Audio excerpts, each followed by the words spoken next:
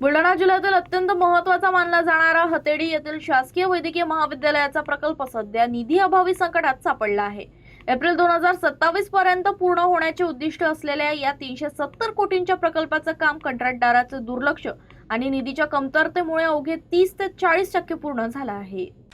बुलढाणा जिल्ह्यातील आरोग्य सेवेसाठी अत्यंत महत्त्वाचा ठरू शकणाऱ्या हतेडी येथील शासकीय वैद्यकीय महाविद्यालयाच्या प्रकल्पाचं काम दिल्लीतील साम इंडिया कंपनीकडे सोपवण्यात आलंय। तब्बल 370 कोटी रुपयांच्या या प्रकल्पाचं काम सुरुवातीपासूनच विविध अडचणींच्या गर्तेत अडकलं आहे।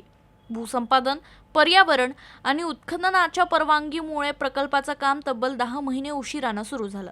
त्यानंतर कामाला सुरुवात झाली असली तरीही आता निधीच्या कमतरतेमुळे प्रकल्पाची गती पुन्हा मंदवल्याचं सांगितलं जात आहे।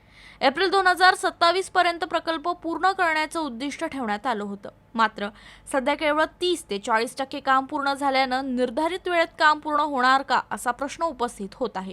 विशेष म्हणजे केंद्रीय राज्यमंत्री तथा आयुष मंत्रालयाचे स्वतंत्र प्रभाराचे मंत्री प्रतापराव जाधव हे बुलढाणा जिल्ह्याचे प्रतिनिधित्व करतात।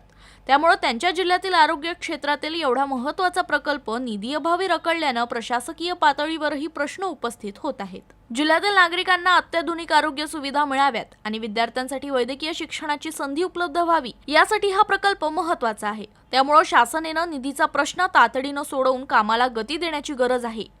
आता केंद्रीय मंत्री प्रतापराव जाधव आणि राज्य शासन याकडे किती गांभीर्याने लक्ष देतात हे पाहणं महत्त्वाचं ठरणार आहे। ये कार्य हमारा 370 करोड़ का है। अभी पिछले 3-4 महीने से हमारे पास में फंड की प्रॉब्लम है कि हमारे जो सर्टिफाइड बिल हैं वो उसके अगेंस्ट में हमें जो पेमेंट मिलना चाहिए था वो नहीं मिल पाया है, तो उसकी वजह से अभी थोड़ा सा हमें असहूलियत हो रही है। लेकिन हमारा HSC से प्रयास कर रहा है कि जल्द से जल्द फंड का अरेंजमेंट हो जाएगा। लेकिन उस फंड की वजह से हमने कार्य पर कोई असर नहीं आने दिया है। हम लोग लगातार तेज गति से कार्य कर रहे हैं और करते रहेंगे।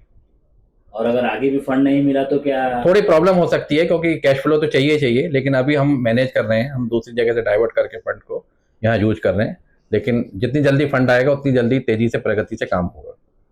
अगर फंड धीमी गति से आया तो तो कार्य पे हाँ, बढ़ कॉस्ट नहीं बढ़ेगी, लेकिन प्रगति पे थोड़ा फर्क पड़ सकता है, क्योंकि हमारा कैश फ्लो इफेक्ट हो जाएगा।